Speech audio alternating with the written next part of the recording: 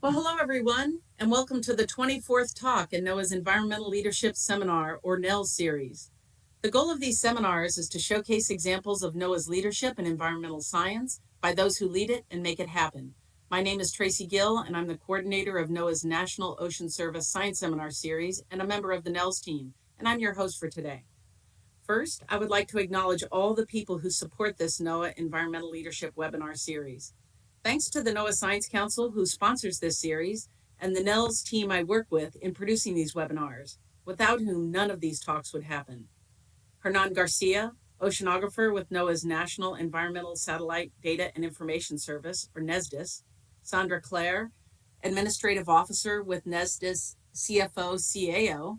And Katie Rowley, outreach librarian at the NOAA Central Library with NOAA's Oceanic and Atmospheric Research.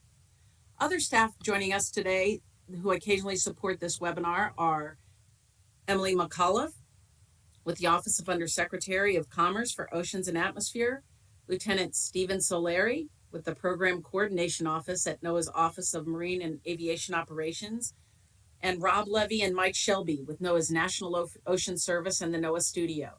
And I want to thank the captioner today, too, with the Federal Relay Captioning for making this webinar more accessible. Here are a few webinar logistics. After this introduction, Dr. Spinrad will present, and then we will take questions that were sent in before the webinar, as well as some new questions from the audience today. We will get to as many questions as we can.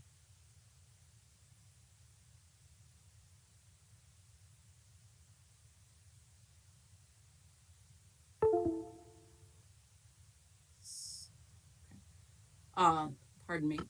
We will get to all attendees are muted. Adobe Connect attendees may post their questions and comments into the Q&A pod at any time. If you are on Google Livestream, you may email your questions for Dr. Spinrad to nels@noaa.gov. That's nels@noaa.gov. If you are having technical issues, email robert.levy@noaa.gov. Sorry, we're having some issues here. Okay. If your system is lagging, turn off any extra apps, close tabs in Windows and VPN, or try logging out and logging back in. This webinar is being recorded for later viewing, and you may access the video within a few days. So today's NELS webinar is titled NOAA's Role at the Intersection of Environmental Stewardship and Economic Development. And our speaker today is Dr. Richard Spinrad, Undersecretary of Commerce for Oceans and Atmosphere, and the 11th NOAA Administrator. At Dr. Spinrad's request, here is an abbreviated bio for him. Dr. Spinrad is responsible for the strategic direction and oversight of the agency, including developing NOAA's portfolio of products and services to address the climate crisis, enhancing environmental sustainability, fostering economic development, and creating a more just, equitable, diverse, and inclusive workforce. Dr. Spinrad has served in many ocean-related leadership roles at Oregon State University, the U.S. Office of Naval Research, the Oceanography of the Navy, NOAA's Office of Oceanic and Atmospheric Research, and NOAA's National Ocean Service. Dr. Spinrad received his BA in Earth and Planetary Sciences from the Johns Hopkins University and his MS and Ph.D. in Oceanography from Oregon State University. So welcome, Dr. Spinrad. The floor is yours. Take it away. Thank you, Tracy. Really appreciate that. And let me add my thanks to the whole team, especially Sandra and Hernan for putting together this series and inviting me to come share a few perspectives. This is an amazing series. I've had the opportunity to look back online and look at who's joined in and talked to this group. And it really is an impressive group of leaders. I'm honored and delighted to be able to join that group. I am Rick Spinrad. Your screen may show me as Stephen Solari, who is the extraordinarily competent program coordination officer who made sure that we had a capability for me to get online. We had a couple of system glitches, and I'm just delighted I can be talking to you directly from Steve's desk, in fact. And I share that because it's probably in kind of a ham-handed way exemplary of just how much of a team effort we undertake here at NOAA to get the job done, to make sure we're all working together. You heard my background, my bio from Tracy, and you probably got a sense that I've held a few jobs at NOAA. This, in fact, is my fourth job at NOAA. My second political appointment, I was Kathy Sullivan's chief scientist back from about 2014 to 2017. And I'm back here. I actually retired. I've retired twice, so I've failed at retirement. But I came back because I saw what was going on with the new administration, the Biden-Harris administration. I knew the agency pretty well. I also, as you might have heard, I worked for several other agencies, mostly within Navy for a large portion of my career. And I also worked for a non-governmental organization here in town. So I had a good sense of the sort of dynamics in Washington, how agencies work together, how the agencies work with Capitol Hill and the White House. And when I saw the exciting initiatives that were coming up, I thought that I can contribute. If there's an opportunity for me to contribute, I'd like to. And in fact, the argument I made when I interviewed with Secretary Gina Raimondo, Secretary of Commerce, was I said that, well, I don't claim to be the most knowledgeable or the smartest of the candidates that you're looking at. I do believe that I can hit the ground running, that I won't need to ramp up to learn where the cafeteria is, so to speak, that I know many of the people very well in this agency. I know how to engage with them. I know many of the programs. I argued that I could start at 201 for most of the programs, some of them at 301, some of them at the graduate level, so to speak. And consequently, here I am. Here I am in a position to take advantage of the extraordinary workforce, the extraordinary challenge, and try to develop some capabilities for our nation that work to protect lives, livelihoods, and lifestyles. And that's a catchphrase you'll hear a lot from me. You know, when NOAA started more than 50 years ago, there were a lot of people who questioned, well, why put this in the Department of Commerce? It seems more like it should be in Interior or somewhere else. And I hope after my introductory comments here today, you get a sense of the real logic and the value of NOAA sitting inside the Department of Commerce, because I'm going to be focusing on that balanced activity between environmental stewardship and economic development, something that I think NOAA is uniquely positioned to move forward, move the ball down the field in terms of new business opportunities. So in order to talk more in detail about that particular aspect, what I'd like to do is focus on some of the bigger picture items, some of the broader objectives that I've established for the agency, how we're already getting to implement and operationalize many of these objectives, and then talk a little bit more specifically about this concept of balanced environmental stewardship and economic development. So when I came on board, and in fact, before I was even on board during my confirmation hearing back in June, I said, I think there are fundamentally three things that NOAA needs to focus on.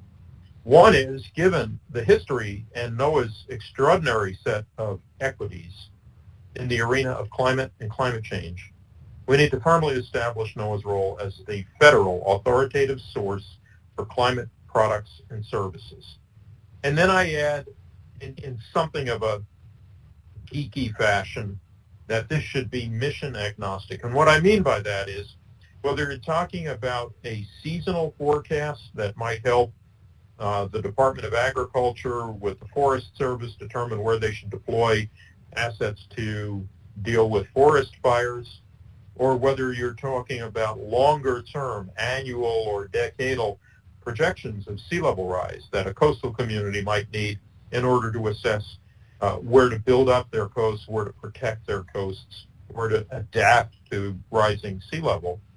These are the kinds of things that NOAA excels at.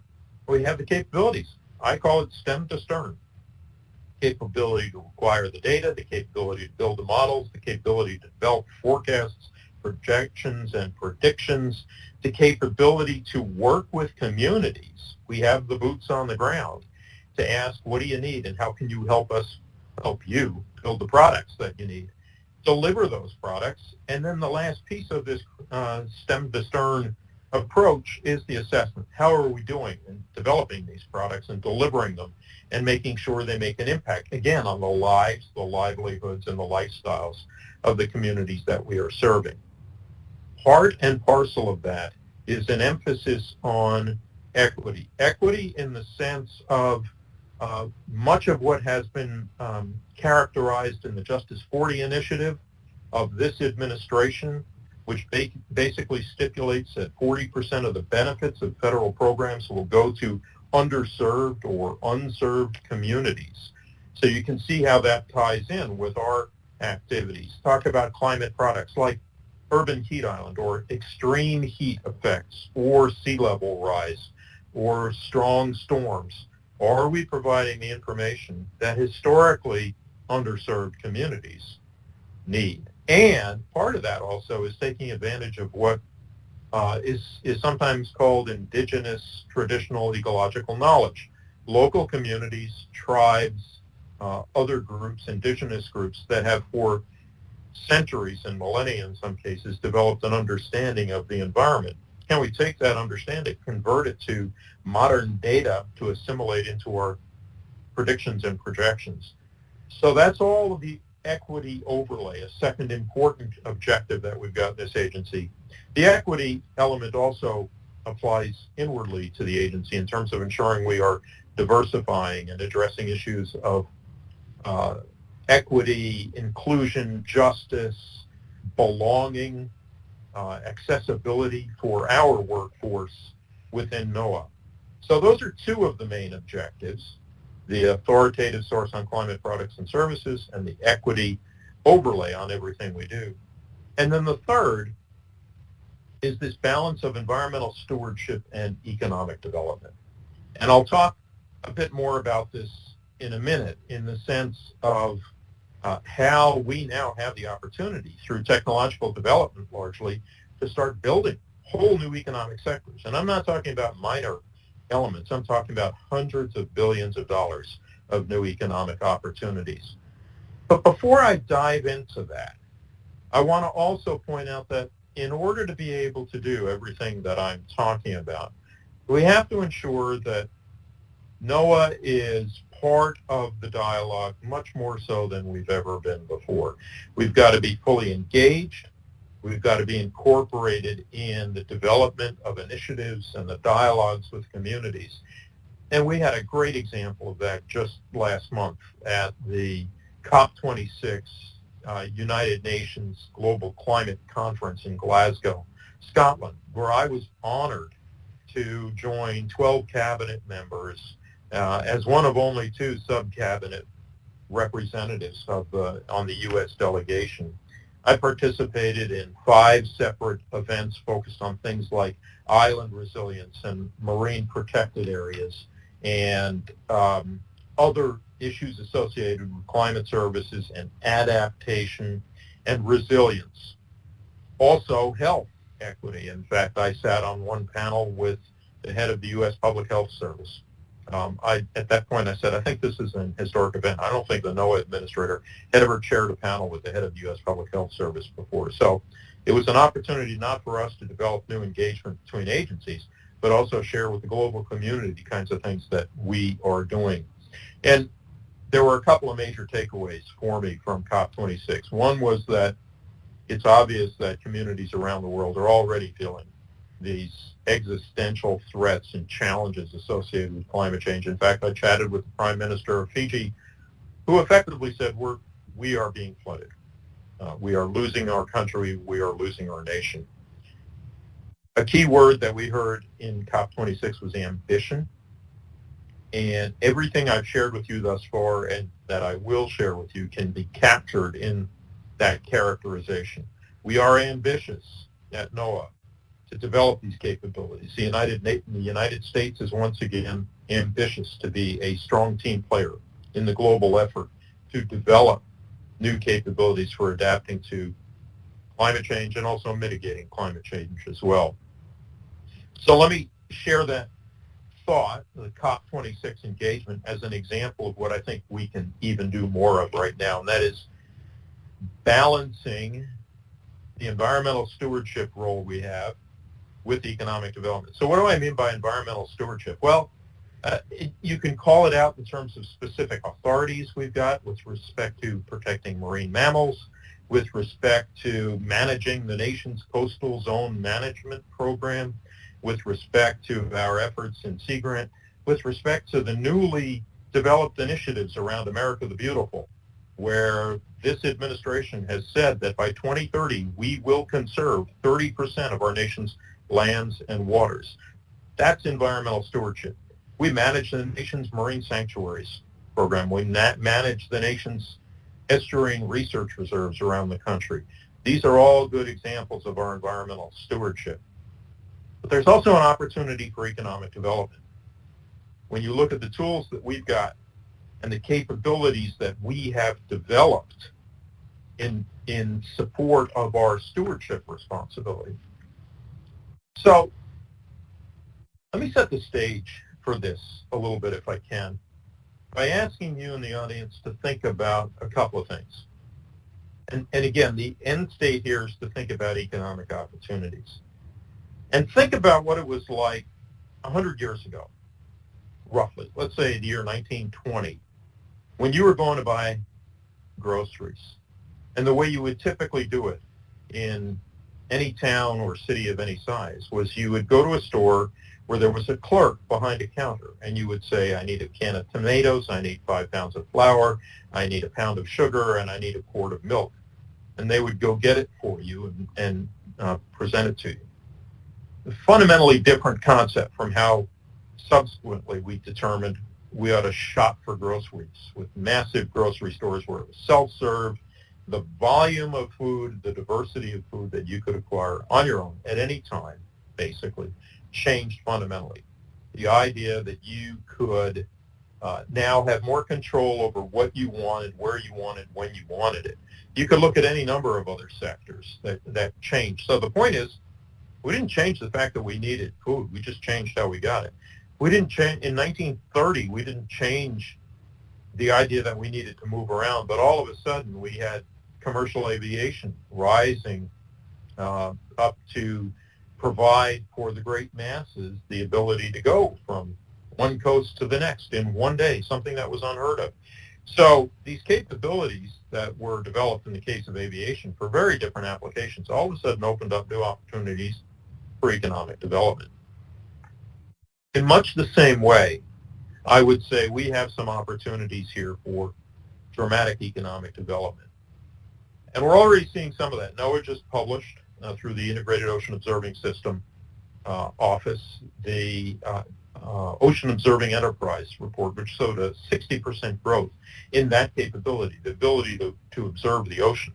That's at the heart of what I want to share with you right now. The example was brought to my mind about 20 years ago when I was running the National Ocean Service. And we had decided at the National Ocean Service that we would start putting the public data that were collected, the National Data Buoy Center and through the National Weather Service, that we could start putting these data out on the web. That was a new idea 20 years ago. Now everybody does it, right? 20 years ago, we decided we were going to do that. Shortly after we made that decision, there was a businessman, happened to be an oceanographer, who contacted me and said, you can't do that. You're competing with the private sector. And I said, how are we competing with the private sector? He said, well, I have a business model where I take data from NOAA and I put it out on a website and I charge a subscription service for that. And I said, well, it strikes me that that's not a sustainable business model because those data are available already. And unless you're adding some value to those data, it strikes me that you're not going to be able to sustain that business. Well, to his credit, this individual said, all right, let me go and see what I can do about that. And he ended up developing a proprietary forecast system using public data that actually served, he determined the market for this product was the recreational sport fishing tournament industry. And he developed a product which he could then sell to these recreational fishers that ostensibly could give them an advantage in competing in these sport fishing events. It was a classic example of the private sector adding value to the public products to build an economic opportunity. Now, 20 years ago, in the ocean side of the house, we had very limited capabilities for acquiring data in the ocean. The extraordinary thing that's happened is through satellite remote sensing, through investments in things like the Global Ocean Observing System and the Integrated Ocean Observing System, through developments of things like NOAA's Harmful Algal Bloom Forecast System, through the ports, the Physical Oceanographic Real-Time System in the National Ocean Service, we now have this extraordinary portfolio of fundamental products having to do with characterizing the nature of the environment. We largely do this for environmental stewardship, all of the things I talked about a few minutes ago. But we also have this opportunity now to say to entrepreneurs and investors, clever researchers, that you can take these products as raw material, if you will, and develop new economic opportunities. Now, where have we seen this before? Well, the commercial weather services. 40 or 50 years ago, a number of very insightful and forward-leaning technologists, economists, legal experts said, why can't we take some of these products we're getting from the National Weather Service, tailor them, add value to them for very specific markets? Well, if you think about it, that makes a lot of sense. Our National Weather Service is not going to provide the specifically tailored product that the owner of an individual ski resort, for example, might want in terms of specifically what's happening at their ski resort and when should they turn their snowmaking machine on or off. And what we've seen then in the last about 50 years is the emergence of what turns out to be about a $10 billion commercial weather enterprise. So it can be done. I would argue that if you like what you've seen with commercial weather enterprise development, you should love this concept of, say, the new blue economy. Because in large part, the commercial weather enterprise is built around the physical characterization of the atmosphere. The value of the ocean information that we're talking about is all of that and more, because we also include a lot of the information about the ecosystem. And harmful algal blooms is a really good example. It incorporates physical observations, physical predictions, as well as biogeochemical observations and biogeochemical predictions. And we're starting to see in places like Europe with development of Copernicus services, the monetization, the build-out of this economic opportunity associated with collecting data and information about the Earth system, specifically the ocean in this case. And if you're listening carefully, I talk about data and information. The monetizable part of this is the knowledge. So I like to think in terms of going from data, bits and bytes, to information, the interpretation of what those data are telling us is happening in the environment. And then from information, you go to knowledge, the understanding of the processes and the ability to forecast that. And actually the fourth piece of this is decision support. So data to information to knowledge to decisions. And whether you're talking about health or finance or the environment, the ability to take knowledge and translate it to the particular needs of a specific market, user group, is where that economic opportunity lies. I would argue that we are on the verge of doing all that, not just on the ocean side, but for climate services writ large. And this brings me full circle to what I described at the start of my comments here as a high priority for NOAA. So when I talk about NOAA's role as an authoritative source for climate products and services, it's to fulfill those public responsibilities, firefighting, for example, managing our fisheries that we do, but it's also to provide the raw material, so to speak, for the emergence of a whole new climate services economy. And it's not just me thinking, hey, this is an interesting area for development.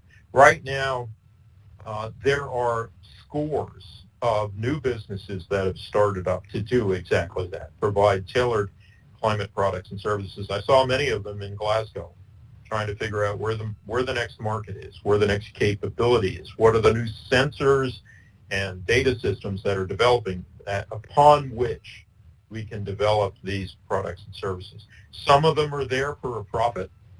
Some of them are there as nonprofit philanthropic organizations.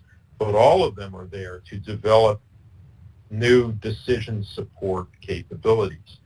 In almost 6 months now that I've been on the job, I have had over 60 meetings with various groups, some federal agencies, Department of Transportation, Health and Human Services, Department of Treasury even, but also some of these new developers, the companies who have investors who are developing new knowledge for new sectors, and also with some of the end user communities. End user communities that I would argue we at NOAA have not traditionally engaged. Who am I talking about?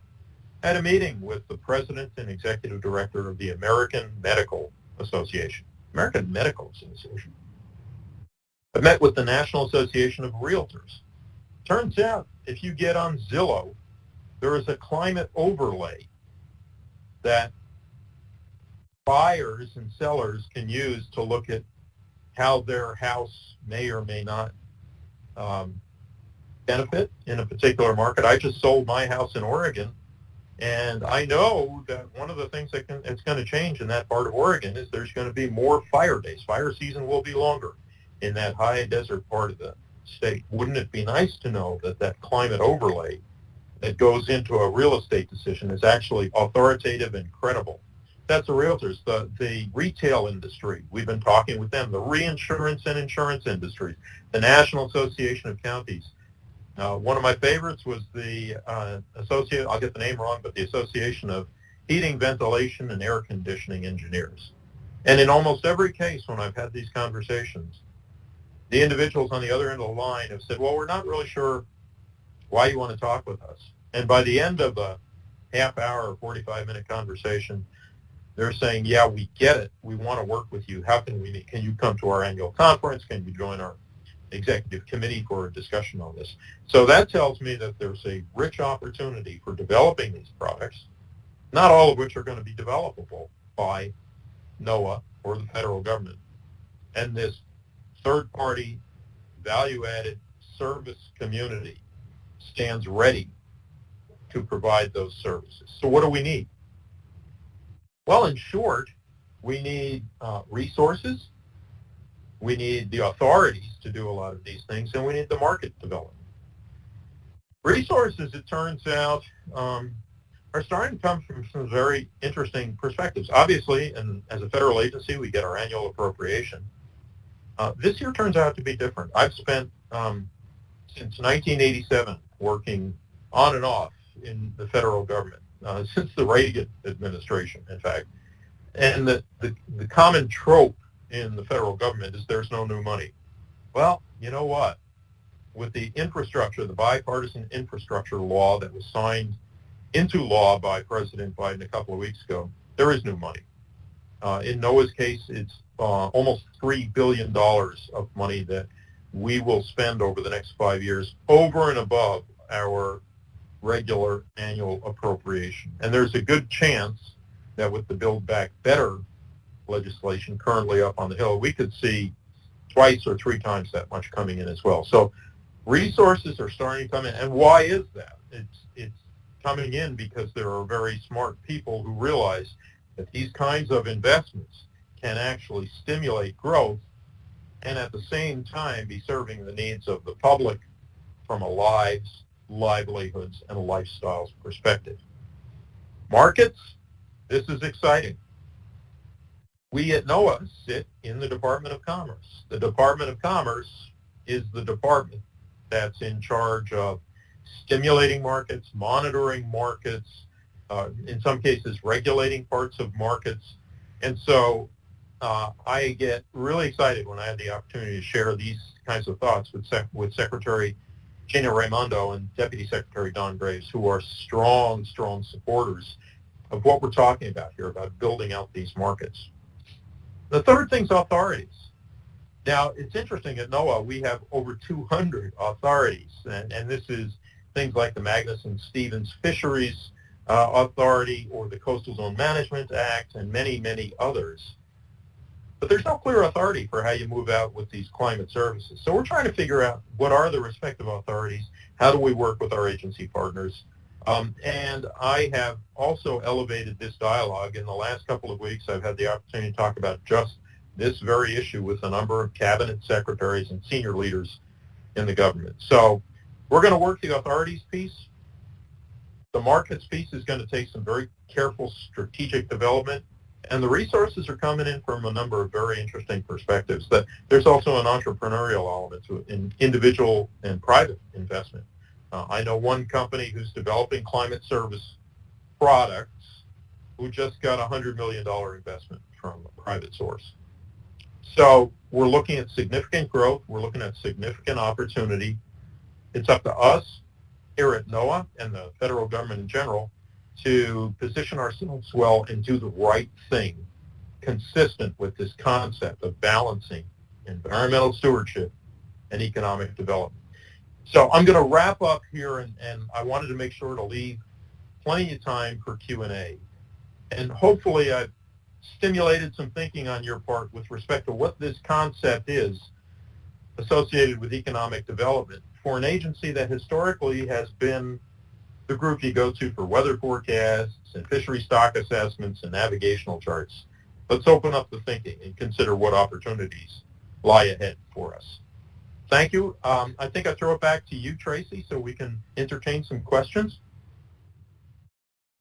Okay, great. Thanks so much, Dr. Spinrad. And I'm going to hop right to those questions. We're going to start with one that came in ahead of time.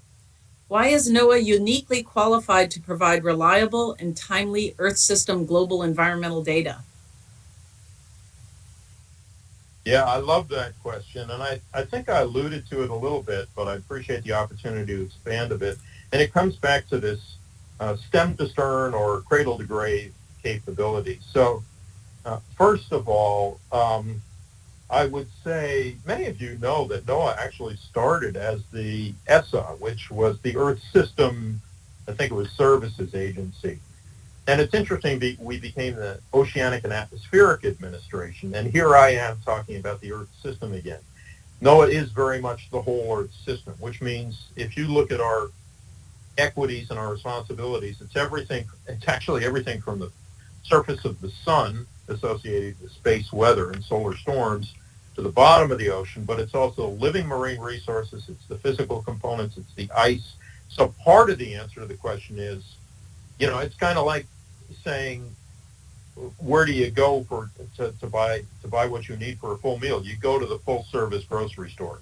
NOAA is that full service grocery store. But it's not just the, if you will, the disciplines, the biology, chemistry, physics, all of that. It's also the fact that we have the full spectrum from the most fundamental research responsibilities to understanding how to collect data, where to collect data, how to build the newest systems, how to work with our colleagues at places like NASA to say, we could really use something that could measure carbon in the ocean from a satellite to building prediction capability. So our weather service has the whole structure for forecasts, predictions, and projections, to making sure that we can archive and access the data through NESDIS and the National Centers of Environmental Information, to actually delivering those products and services, whether through our Regional Integrated Science and Assessment Program, RISA, through the Climate Program Office in OAR, or Sea Grant,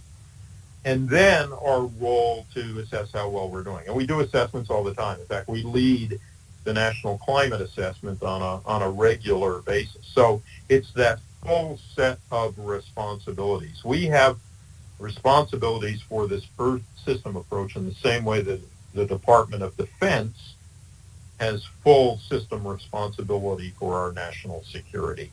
That's why NOAA is so well positioned.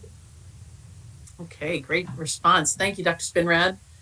The next question is, how can NOAA leadership better articulate with metrics to Congress and the American people the return on investment on the societal and economic public good that NOAA's science brings every day? Yeah, I love that question, and I can't resist. One of my favorite metrics on this is I love talking to groups that may only know part of NOAA. They may know the Weather Service, or they may work with the Fisheries Service, um, but they don't know the full spectrum. And I give them the full story about, um, if you go out on a boat, you need a navigational chart, or if you enjoy the seafood that you can buy at your local grocery store, on and on and on. And then I point out to them, here's your pop quiz for the audience. Do you know what that costs every American every day? It's a nickel. It's a nickel. That's what you get.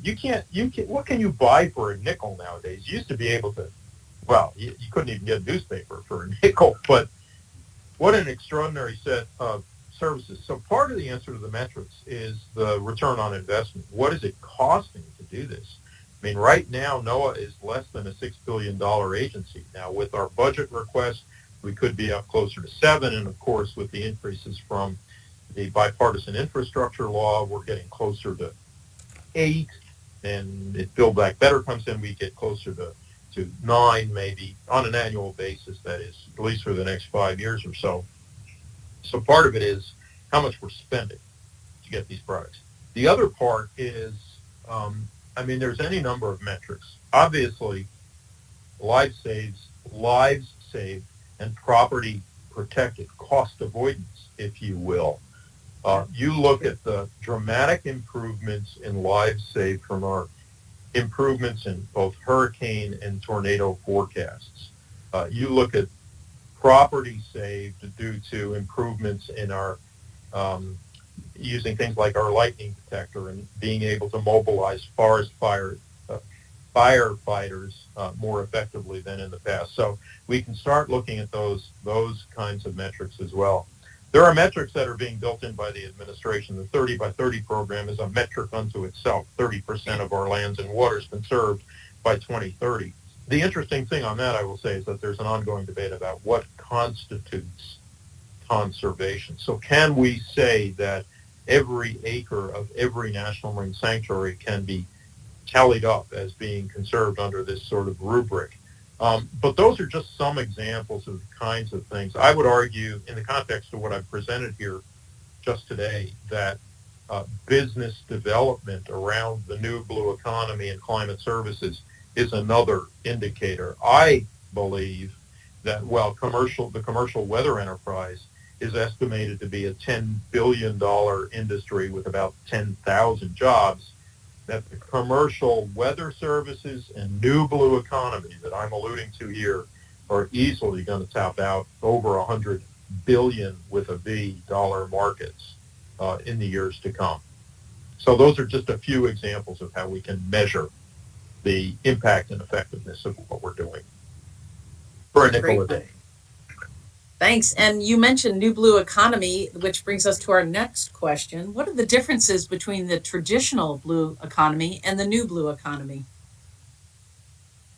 So the traditional blue economy is oftentimes associated with extraction of living marine resources, fisheries, oil and gas, gravel, mining, that kind of thing.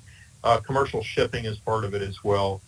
The traditional blue economy is a commodities-based, almost hardware-based economy in many, or tangible products-based economy. The new blue economy is a digital economy based on information. It's an information economy. And so it's made possible by the data and information that we're now producing. The point, though, is that part of the value of the new blue economy serves the traditional blue economy. So more effective shipping. One of the examples, I'll give a very specific example. Commercial shipping is an economy with a value of X dollars. The new blue economy should allow the commercial shipping industry to be much more efficient in what the Navy calls an optimal track ship routing. How do you get a ship from point A to point B most efficiently? Well, the answer is it kind of depends. It depends on the weather, the surface currents, the waves, how big is your ship, what are you carrying, all of that. So the new blue economy would be that information, not unlike what we do with the physical oceanographic real-time system, the port system, that says, you might want to wait a day. You might want to load out your ship a little bit differently because the environmental conditions are as follows. Um, just to take that example further, I came from Oregon where the main export is grain, wheat, and the ships that leave the port of Vancouver to go down the Columbia River to into the Pacific are usually carrying wheat. They have to judge, they have to make a very coarse estimate of how much wheat do they put in because they don't know what the environmental conditions are in the river well enough to know what the buoyancy of that ship will be, given that it might have rained last week, and so the salinity in the river is different from what it was before. So that kind of environmental information, in that very specific case, being able to tell a grain shipper in Vancouver, Washington, that they can load out another X tons of grain is an example of the new blue economy, that is the information economy, feeding and supporting a traditional blue economy. That is the grain shipping economy. That was a great explanation. Thank you. Okay, the next question is, my understanding is that NOAA, under the Department of Commerce, is tasked with enhancing the national economy, but environmental stewardship seems more relevant to the Department of Interior and the Environmental Protection Agency. Are you proposing broadening the scope of NOAA's responsibilities or a collaborative effort with EPA? Yeah, it's definitely much more the latter. And EPA, Department of Interior, um, there are many departments. I mean, the Department of Defense owns a lot of coastal property, for example. So it is collaborative. And oh, by the way, we do have a lot of these environmental stewardship responsibilities. I alluded to some of them already with respect to things like sanctuaries and estuarine research reserves. And the whole fisheries responsibilities are about environmental stewardship. It should be a sustainable fisheries economy if we're doing our job right. So I think it's very much along the lines of collaboration and cooperation.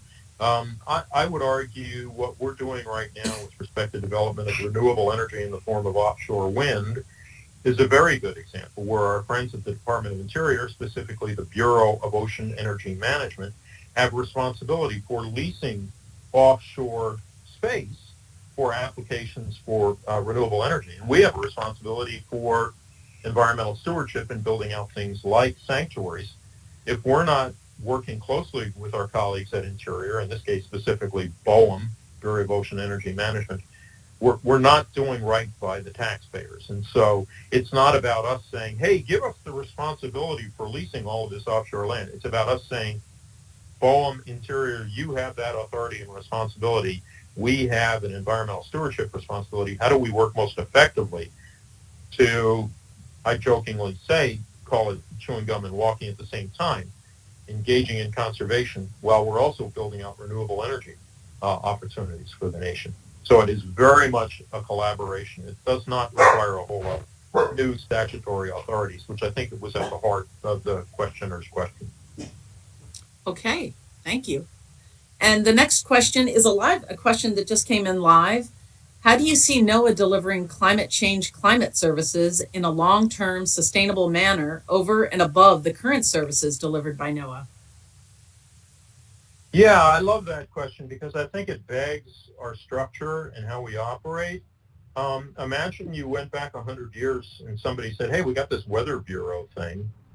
How are you going to deliver those products? And we've gotten to a really good enterprise with weather forecasts offices, with prediction centers, and let's not forget the workforce. It's about having the workforce that is knowledgeable. Most folks will tell you, yeah, the model is great and the data is good, but I really count on having Sally or John over there in the weather forecast office because I know they really understand our area. So part of it is taking that concept of operations that's worked so well in building out our weather forecast offices, for example, in potentially building out an enterprise of environmental forecast offices, offices that are as much responsible for predicting storms and providing watches and warnings as they are for and we're doing some of this right now, for example, harmful algal blooms. So our forecast offices in Cleveland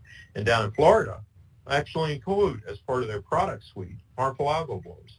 That's a major accomplishment. When I was the head of the National Ocean Service, we developed the very first operational harmful algal bloom forecast system for Tampa, St. Pete, and we didn't have a way of getting it out there. Because when I talked to the head of the Weather Service back then, 20 years ago, his comment was, we don't have the expertise or the tools. We don't know how to get that out. Now we're doing that. Credit to the leadership of the Weather Service for recognizing that growth opportunity. So I think taking advantage of that, we have other bits and pieces in place. We do have our regional integrated science and assessments, the RISAs, as we call them, which are a way of having boots on the ground around the country to both engage with communities to learn what the needs are and the wants are, and this is where we can start working with some of the vulnerable communities I alluded to early in my comments, but also make sure people understand what this product, this seasonal forecast, means and how to apply it to your agricultural needs or your road management needs if you're a Department of Transportation.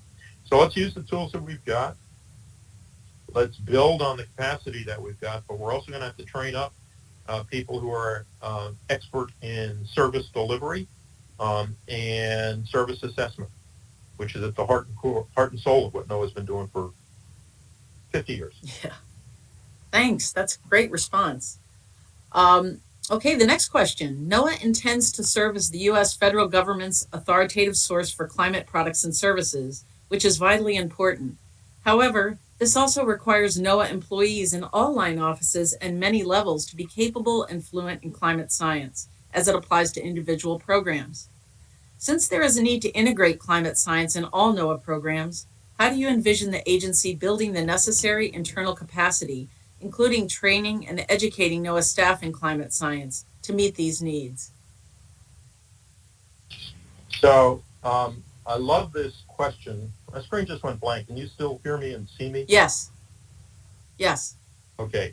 I'm going to ignore that my screen is blank. I'm afraid I might turn something off here.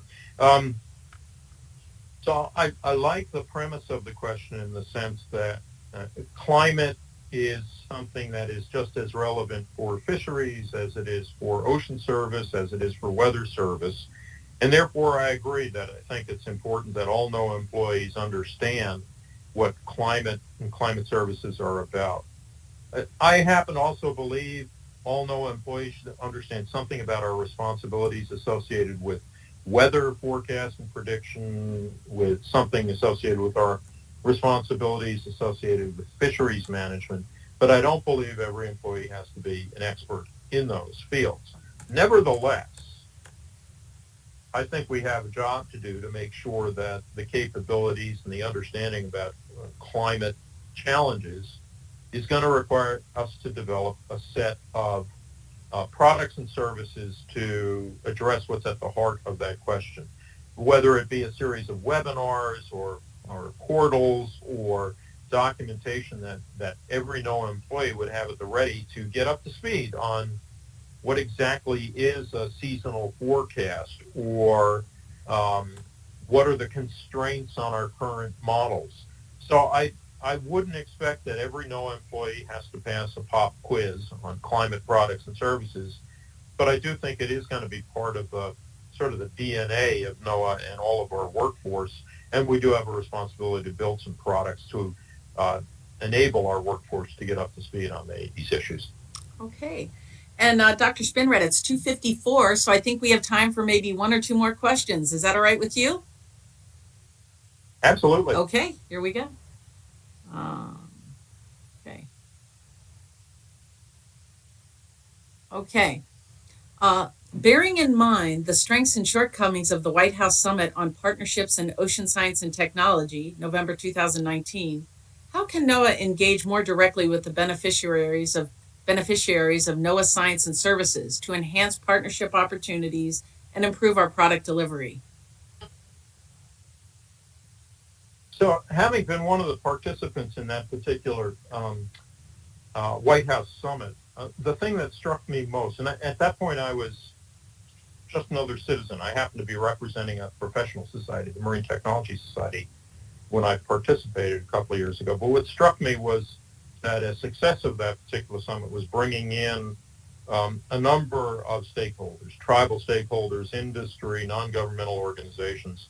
And I think part of the answer to the question is getting out more, reaching out to groups that we may not have reached out to in the past. And I'm trying to demonstrate that by example. When I talk to the American Medical Association, or when I talk with the National Association of Counties and others that I've reached out to, and I'm going to try in my tenure as NOAA Administrator to foster an environment where people feel comfortable perhaps going to a professional conference once we're past COVID, going to a professional conference that they might not have otherwise gone to in the past. So many of our people go to the American Fisheries Society or the AGU or the American Meteorological Society. How can we get our folks out talking to other communities? The other thing is take more advantage of some of these outreach mechanisms that I alluded to before. But the bottom line is starting to listen to and talk to communities that we might not have been talking with in the past. Okay. And this can be the last question if you want, or we can do two more. But this question reads, the population of the U.S. is rapidly becoming a largely coastal population, that is to say, a large movement to coastal counties and shoreside and beach communities. For example, Florida and Texas are among the top states with the highest number of people moving to them each year.